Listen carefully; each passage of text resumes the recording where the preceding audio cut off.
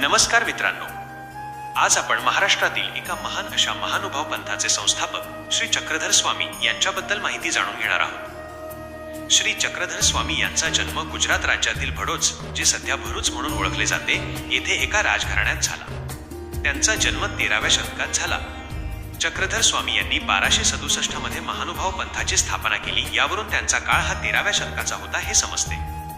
त्यांच्या वडिलांचे नाव विशाळदेव होते, जे भडोचचे राजा मल्लदेव यांचे प्रधान होते, आणि त्यांच्या आईचे नाव माल्हण देवी माल्हाईसा होते।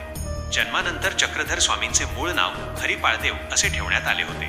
तारुण्यात त्यांचा विवाह कमळादेवी यांच्याशी झाला होता, आणि त्यांनी काही काळ राजकीय आणि सामाजिक जीवनात सक्रिय सहभागही घेतला। परंतु पुढे त्यांनी संसाराचा आणि सुखाचा त्याग करून वैराग्य पत्करले आणि आध्यात्मिक मार्गाचा अवलंब केला। त्यांनी स्थापन केलेल्या महानुभाव पंथाचा मुख्य उद्देश समाजातील सर्व स्तरांतील लोकांना, विशेषतः स्त्रिया, शूद्र आणि बहुजन समाजाला मोक्षप्राप्तीचा समान अधिकार देणे हा होता। त्यांनी तत्कालीन समाजातील चातुर्वर्ण व्यवस्था आणि जातीभेद नाकारून भक्ती व ज्ञानाचा एक नवा मार्ग दाखवला। चक्रधर स्वामींनी अहिंसा, ब्रह्मचर्य, वैराग्य आणि भक्ती या 4 तत्वांवर आधारित जीवनशैलीचा प्रचार केला। त्यांनी पंचकृष्ण संकल्पना मांडली, ज्यामध्ये श्रीकृष्ण, दत्तात्रेय, चक्रपाणी, गोविंद प्रभू आणि स्वतः श्री चक्रधर स्वामी यांचा समावेश होतो। चक्रधर स्वामींच्या जीवनावर आणि शिकवणीवर आधारित लीळाचरित्र हा अत्यंत महत्त्वाचा ग्रंथ त्यांचे शिष्य महिमभट्ट यांनी लिहिला, ज्याला मराठी भाषेतील पहिला गद्य ग्रंथ मानले जाते।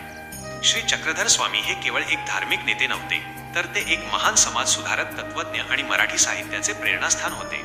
जर तुम्हाला ही माहिती आवडली असेल तर व्हिडिओला लाईक आणि चॅनलला सबस्क्राईब नक्की करा। धन्यवाद।